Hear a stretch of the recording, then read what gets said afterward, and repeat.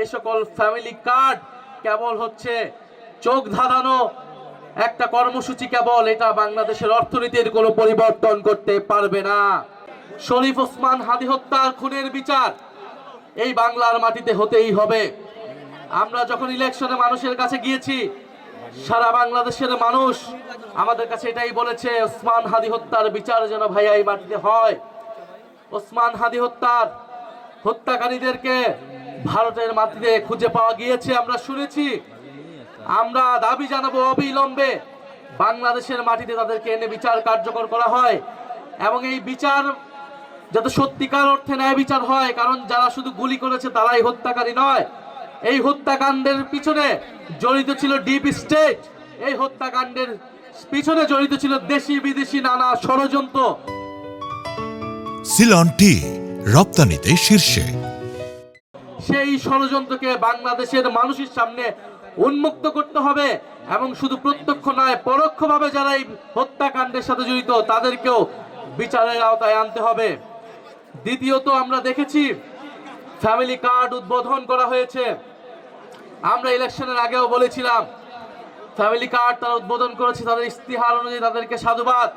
কিন্তু আমরা পাশাপাশি এও বলেছিলাম, যদি দুর্নীতি বন্ধ না হয়, যদি চাঁদাবাজি বন্ধ না হয়, যদি দখলদারিত্ব বন্ধ না হয়, যদি ঋণ খেলাপিদেরকে সংসদে এবং সরকারে ঠাঁই দেওয়া হয়, এই সকল ফ্যামিলি কার্ড কেবল হচ্ছে চোখ ধাঁধানো একটা কর্মসূচি, কেবল এটা বাংলাদেশের অর্থনীতির কোনো পরিবর্তন করতে পারবে না।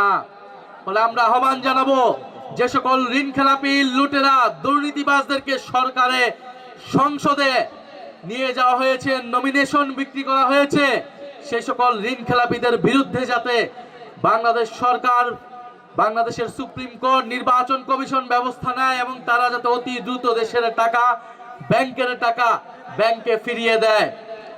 প্রিয় রাজশাহীবাসী, 12ই মার্চের জন্য আমরা সবাই অপেক্ষা করছি।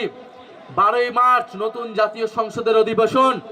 সেই অধিবেশনে শুনছি আমরা ফ্যাসিস্টের দোসর, ফ্যাসিস্টের লেজুর রেখে যাওয়া রাষ্ট্রপতি বক্তব্য দিবে, ভাষণ দিবে।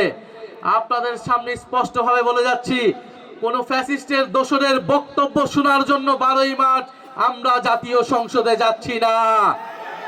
আমরা জাতীয় সংসদে যাচ্ছি বাংলাদেশের মানুষ এই ইলেকশনে গণভোটে হ্যাঁ এর পক্ষে ভোট দিয়েছে, সেই হ্যাঁ এর পক্ষে সংস্কারের পক্ষকে বাস্তবায়ন করার জন্য, সেই সংস্কার বাস্তবায়নের জন্য আমরা 12ই মার্চ আমরা জাতীয় সংসদে যাচ্ছি। জাতীয় সংসদে আমরা যাচ্ছি কবে উচ্চকক্ষ হবে, কবে সংবিধান সংস্কার পরিষদ হবে সেই হিসাব নেওয়ার জন্য, কবে সরকার দল শপথ গ্রহণ করবে সেটা শোনার জন্য, কোন ফ্যাসিবাদের দোসরদের বক্তব্য শোনার জন্য আমরা 12ই মার্চ সংসদে যাচ্ছি না। আপনারাও নজর রাখবেন। আমরা বলেছি এই রাষ্ট্রপতিকে অবিলম্বে অপসারণ করে গ্রেফতারের আওতায় আনতে হবে, এবং সংবিধান সংস্কার পরিষদ করে সংস্কার বাস্তবায়ন করতে হবে, হ্যাঁ বাস্তবায়ন করতে হবে। আপনারা সবাই হ্যাঁ এর পক্ষে ভোট দিয়েছেন না?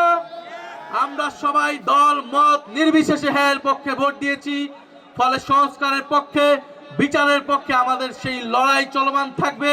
আপনাদেরকেও সচেতন থাকার, 12ই মার্চ সংসদের দিকে তাকিয়ে থাকার আহ্বান জানাচ্ছি।